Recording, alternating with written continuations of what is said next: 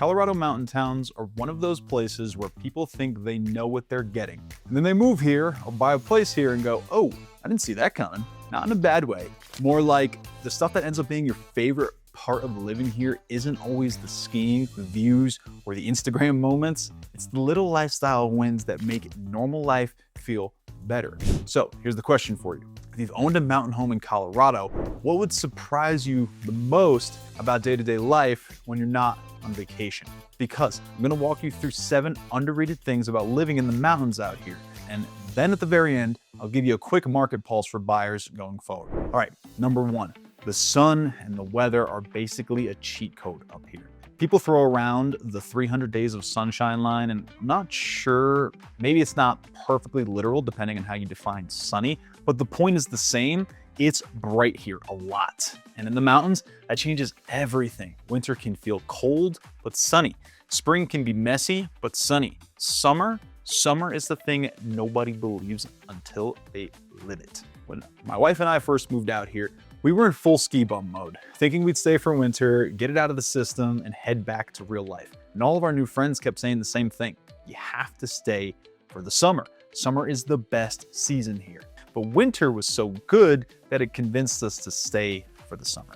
And I'm telling you, that first mountain summer basically sealed the deal for us. Dry air, and you get those quick afternoon storms that roll through for a little bit, cool everything down. And honestly, we can use the moisture, and then it clears out, and it's perfect again. I was biking, hiking, paddleboarding, learning to fly fish, hiking with our dog. It felt like we were living outside in the best way. If you're thinking about a legacy home, don't underestimate what the sunny, mild, dry mountain summer does to your quality of life. Second underrated thing. People assume the mountains are a winter lifestyle, but for a lot of locals, summer's the main event. Winter's awesome, obviously, but summer's when you really build your routine. You don't have to plan as hard. You're not checking road conditions every day. You can do a quick hike after dinner. You can bike before work. You can hit the lake and be home before it feels like a whole mission. And the crazy part is, the mountain lifestyle isn't one activity. It's like 10. And that leads into the third underrated thing.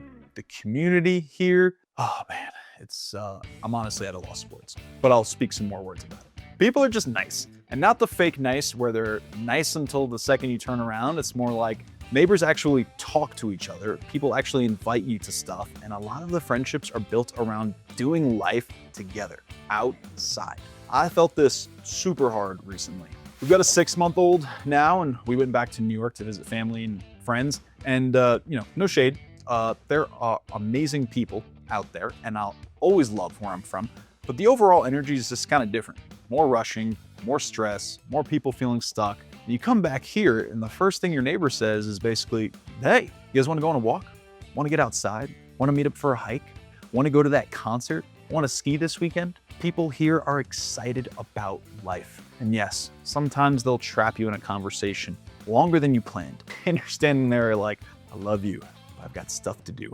But I'll take that over the opposite any day. Fourth underrated thing, the business opportunities in resort communities are intense. And this one surprises people because they look at the cost of living and they assume it's impossible to get ahead. And if you're only thinking in terms of a typical job path, of course, that's gonna be true. But if you're willing to start a service-based business in a resort economy, it's a different story because second homes and vacation properties create nonstop demand, which means the people who are dependable and show up do extremely well.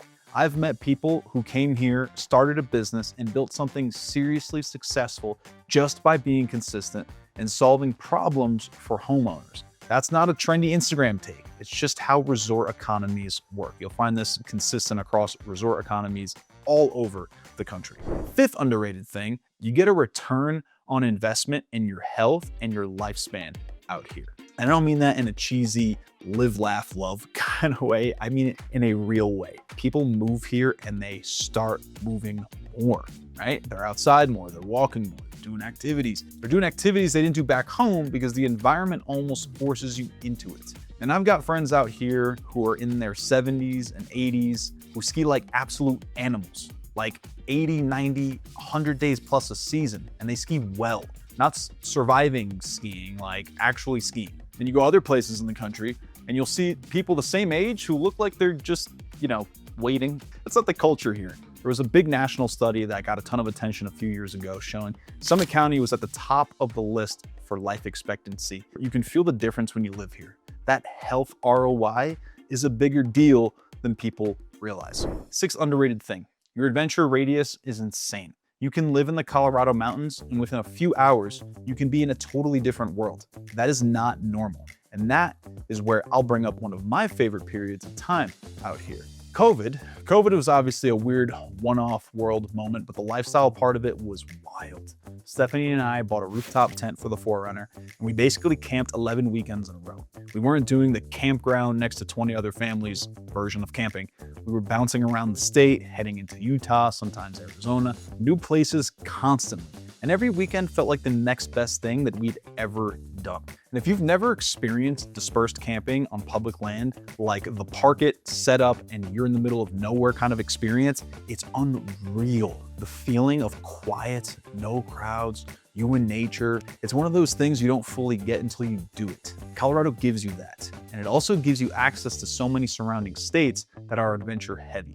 The seventh underrated thing, the in-between seasons are actually a perk if you know how to use them. Mud season, shoulder season, that quieter window between ski season and summer.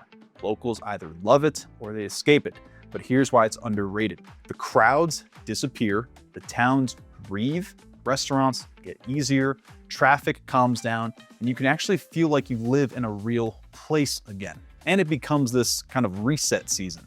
And if you're the type of buyer who wants your mountain home to be a true escape, shoulder season is when you really get that feeling. It's peaceful, it's quieter, and you get your little routines back without the resort machine running at full speed.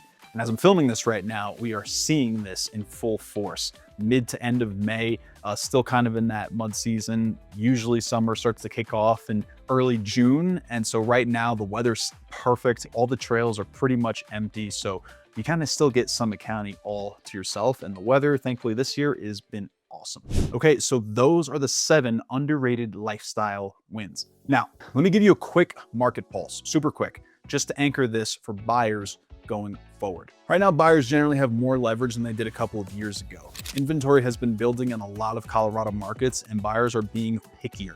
Sellers are more willing to negotiate because deals aren't just flying off the shelf the way they used to. And the broader trend is basically more options for buyers, and sellers need to be realistic if they want to move.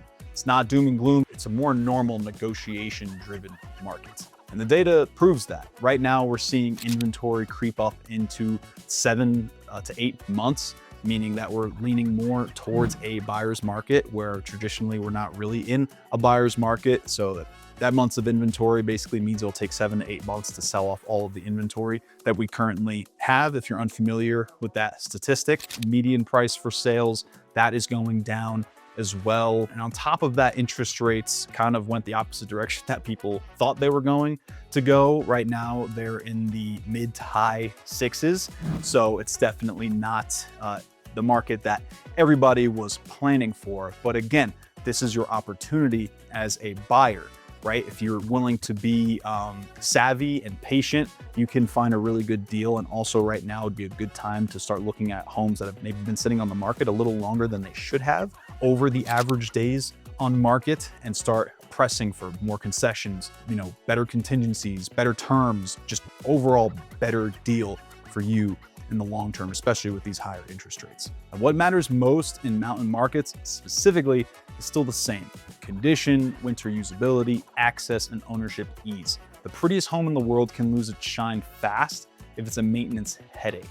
So if you're considering buying in the mountains and you want to do it in a way that actually fits your family long-term, reach out. And for those of you who are looking, what's the most underrated part of mountain life to you? For me, it is definitely has to be the summers out here. The summers are absolutely incredible. Again, the weather is just perfect. Dillon Amphitheater for concerts, or going on my favorite mountain biking trails, or going camping out in the woods. There's so much to do here. And guys, thank you so much for watching this video. My name is Anthony Soule with Live Sotheby's International Realty and living in the Colorado mountains. If you guys are looking for a home anywhere in the mountains of Colorado, or anywhere in the country for that matter, reach out to me and I can connect you with somebody on my team, or you'll talk to me directly. Being part of Sotheby's International Realty means we have a network of agents across the entire globe, And that outreach is going to be amazing for you when it comes to buying a legacy home in any resort market. Generally speaking, Sotheby's International Realty handles high-end homes and deals with people who are of higher net worth and more affluent. So if you're looking to buy in a resort market, either here in Colorado or anywhere else in the world, feel free to reach out to me and I'll connect you with one of my great colleagues at Sotheby's International Realty. And there's your video about all the underrated things that the Colorado mountains have to offer. Thank you for watching. I will see you in the next one.